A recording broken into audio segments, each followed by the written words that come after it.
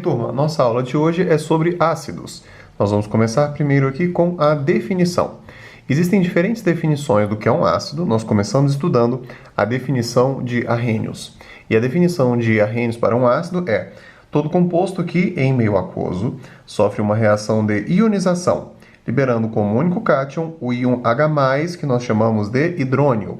Então, para entender bem o que é um ácido, nós temos que entender o que é uma reação de ionização. Vamos ver aqui alguns exemplos de reações de ionização.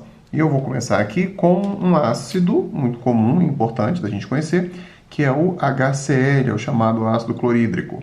Muito bem, então temos aqui o HCl. Se ele é um ácido, de acordo com Arrhenius, quando essa substância for colocada em água, então vamos colocar aqui que o ácido está na presença de água, ele deve sofrer uma reação de ionização. O que é a reação de ionização? Basicamente, a ionização se trata da separação entre o hidrogênio e o átomo ao qual ele está ligado. Então, olha só, vai ocorrer uma quebra da ligação entre o hidrogênio e o cloro. Aqui nós temos uma ligação covalente. Essa ligação covalente será quebrada nessa reação. Quando essa ligação quebra, o hidrogênio fica sem o elétron que ele tinha, que ele estava compartilhando nessa ligação. Ao perder este elétron, o hidrogênio se transforma no cátion H+, que nós chamamos de hidrônio, certo? E este H+, agora encontra-se dissolvido em água. Então, temos aqui o H+ aquoso. Além dele, nós temos o cloro, que ficou com o elétron que era do hidrogênio. Por esse motivo, o cloro transforma-se em um ânion, é o Cl-. Nós chamamos este aqui de ânion cloreto. Tá bom? E o ânion cloreto encontra-se agora também dissolvido em meio aquoso. Então, nós temos aqui uma reação de ionização. Por quê? Aqui nós tínhamos um composto covalente no qual não existiam íons. A partir do momento que a ligação entre o hidrogênio e o cloro é quebrada, são formados íons. Portanto, esta é uma ionização que foi provocada pela água. Nós temos um cátion e um ânion. Como o único cátion formado nessa reação é o hidrônio, o HCl se encaixa na definição de Arrhenius, que diz que o ácido é aquele que em meio aquoso se ioniza, formando como único cátion o íon H+. E nós podemos conhecer outras reações de ionização de outros ácidos. Por exemplo, um outro ácido importante é o HBr. Então, o que aconteceria nessa reação com o HBr? Basicamente, a mesma coisa. Nós vamos quebrar a ligação entre o hidrogênio e o bromo, quando essa substância estiver em meio aquoso. Então, quebrando aqui, o que será formado? O hidrogênio sempre formará o cátion H+, que permanecerá dissolvido em água, e neste caso nós temos um bromo que, ao receber o elétron do hidrogênio, transformou-se no íon Br-, é o chamado íon brometo. Então, formamos H+, e Br-, beleza? Bom, mais um exemplo para a gente terminar aqui, a gente pode falar do HF, é o chamado ácido fluorídrico. Essa substância aqui também vai sofrer o mesmo processo em meio aquoso, ou seja, colocou na água, ele tende a sofrer uma quebra da ligação entre o hidrogênio e o flúor, formando o quê? O H+, pensa você para responder o que mais vai ser formado. Além do H+, nós vamos formar o íon F-, é o chamado íon fluoreto, que também está em meio aquoso, beleza? Bom, o que todos esses ácidos aqui têm em comum? Todos eles possuem apenas um hidrogênio e liberam apenas um hidrogênio no seu processo de ionização. Só que existem ácidos com 2, 3, 4 hidrogênios. Nós vamos ver aqui como é que acontece esse processo para um ácido com 2 hidrogênios, começando por um ácido muito importante, que é o ácido sulfúrico, H2SO4. Essa daqui é a substância fabricada em maior quantidade do mundo, em maior escala. Isso aqui é uma substância muito importante no processo de tratamento de aço. E como é necessário produzir muito ácido para que a sociedade avance em termos de construção civil, o ácido sulfúrico é muito produzido e, consequentemente, muito utilizado. Bom, este aqui é um ácido que possui 2 hidrogênios. O que nós temos que aprender é que, quando um ácido tem mais de um hidrogênio, as reações de ionização elas acontecem de maneira parcial. Primeiro, um dos hidrogênios será ionizado e, em seguida, o segundo hidrogênio. Então, quando essa substância aqui é colocada em meio aquoso, o que deve acontecer? Apenas um dos hidrogênios vai sair, a princípio, certo? Então, se eu tirar um hidrogênio daqui, o que eu vou ter? Eu vou ter o H+, que foi formado, estará dissolvido em meio aquoso, e pensa comigo, o que resta se eu tirar um hidrogênio daqui? Era H2SO4, o que vai sobrar será o HSO4. Sempre que a gente tira um hidrogênio da estrutura de um ácido, a estrutura remanescente transforma-se em um ânion com uma carga negativa. Então, o HSO4 possui uma carga negativa e está lá dissolvido em meio aquoso, beleza? Este aqui é o chamado ânion hidrogenosulfato, ou ainda sulfato ácido. Perceba que essa estrutura ainda tem um hidrogênio. Essa estrutura é ainda um ácido, certo? E este ácido que foi formado, por possuir um hidrogênio, pode ainda se ionizar. Então, a gente vai montar aqui a próxima reação de ionização. Como nós temos dois hidrogênios, nós teremos duas etapas nessa ionização. Então, o íon HSO4-, como ainda está em meio aquoso, sofrerá o mesmo processo, ou seja, ele irá liberar esse hidrogênio aqui, certo? Quando esse hidrogênio sair, o que nós vamos formar? Vamos formar o íon H+, que vai sair dele, certo? Estará dissolvido. E assim que nós tirarmos o H, o que vai sobrar? Sobrou o SO4. Agora avalia comigo. Essa estrutura já tinha uma carga negativa. Assim que esse hidrogênio saiu, ele deixou o seu elétron, deixando mais uma carga negativa. Portanto, o íon SO4 possui duas cargas negativas. O íon SO4 2- é chamado de íon sulfato. Então, o ácido sulfúrico, H2SO4, sofre duas reações de ionização até que perca os seus dois hidrogênios. Nós podemos pegar essas duas reações de ionização aí e montar uma reação só, e montar uma reação global com ela é o que nós vamos fazer. Nós vamos somar essas duas equações. Então, para somar essas duas equações, a gente tem que levar em consideração o seguinte. O íon HSO4 foi formado na primeira reação e foi consumido na segunda reação, o que significa que ele vai simplesmente desaparecer, ele não vai aparecer aqui na nossa reação global. Para montar a nossa reação global, ou seja, o processo que representa essas duas equações, nós vamos agora repetir os reagentes do lado dos reagentes e repetir o que sobrou dos produtos do lado dos produtos. Então, o nosso reagente aqui era o H2SO4, certo? O ácido sulfúrico. E o H2SO4, em meio aquoso, depois de sofrer as suas duas reações de ionização, liberou dois íons hidrônio. Então, nós vamos ter aqui dois íons H+, que foram formados nesse processo de ionização. Então, dois H+, estão dissolvidos agora em água. E além dos dois H+, o ânion que sobrou ao final foi o SO4 2-, o chamado íon sulfato, certo? Então, essa que nós montamos aqui é a chamada equação global dessa reação.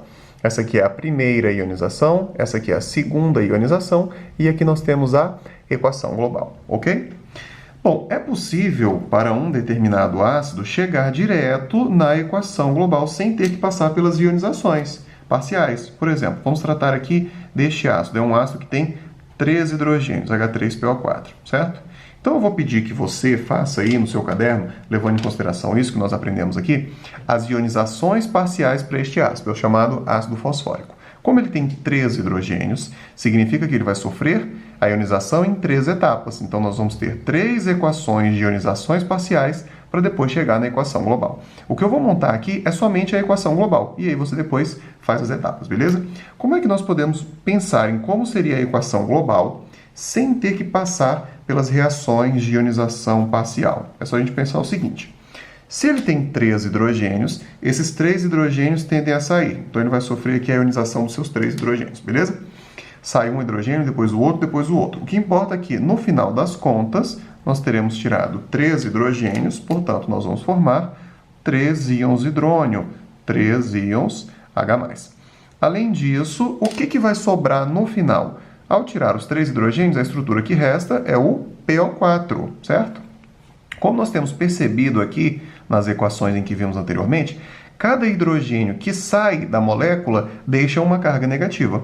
Como nós tiramos 3 hidrogênios, o ânion remanescente dessa substância terá 3 cargas negativas. É o íon PO4 3-, este aqui é o chamado ânion fosfato, beleza? Então, o que você deve fazer é as 3 equações, as 3 ionizações parciais para esse ácido aqui, e eu peço que você faça também para treinar as ionizações parciais e a equação global da dissociação desse ácido aqui, que também é um ácido muito importante, o H2CO3, é o ácido carbônico. Beleza, turma?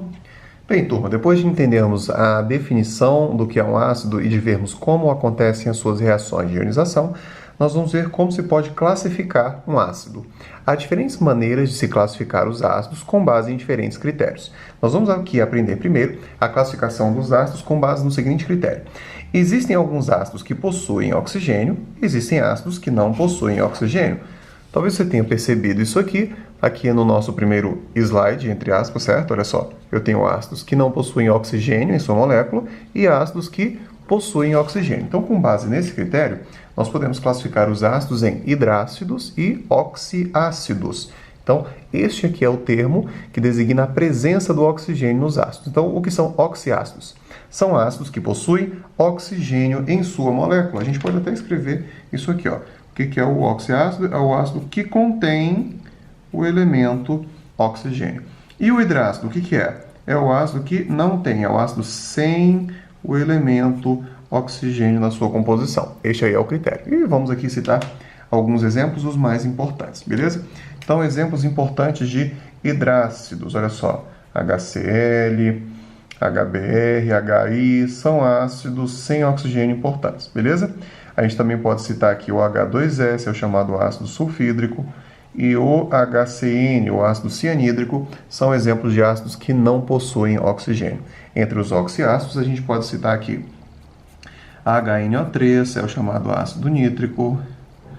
A gente pode citar o ácido carbônico, H2CO3. A gente pode citar o ácido bórico, H3BO3, certo? A gente pode citar aqui o ácido sulfúrico, H2SO4. A gente pode citar aqui o ácido fosfórico, H3PO3. Então, são aí alguns dos ácidos mais importantes. Beleza? Então, classificação dos ácidos: hidrácidos, oxiácidos, ácidos sem oxigênio, ácidos com oxigênio. Depois nós vamos aprender a classificá-los por meio de outros critérios.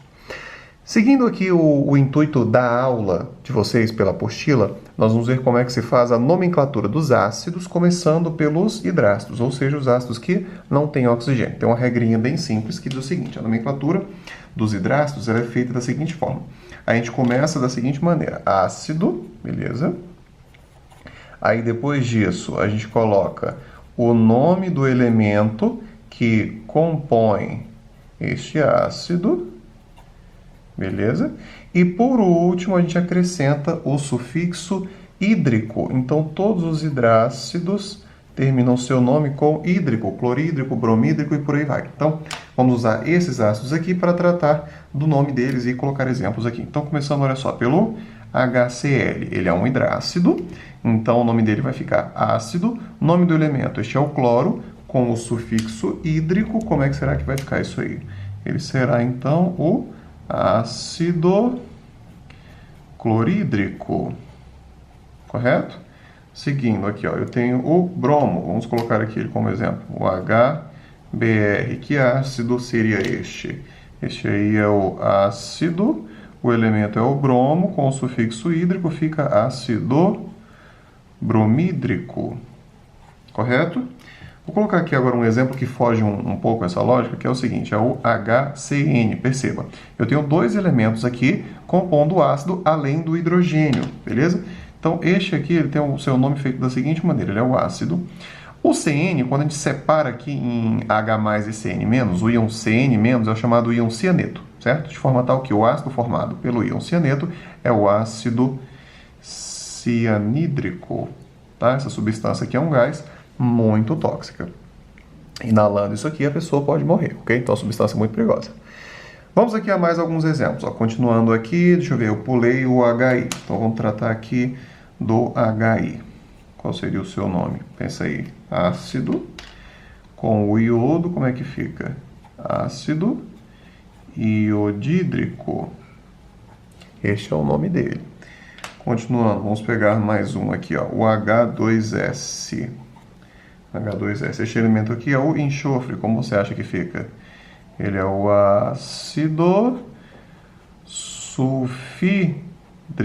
Ah, professor, mas não é enxofre. O que tem a ver esse sulfur?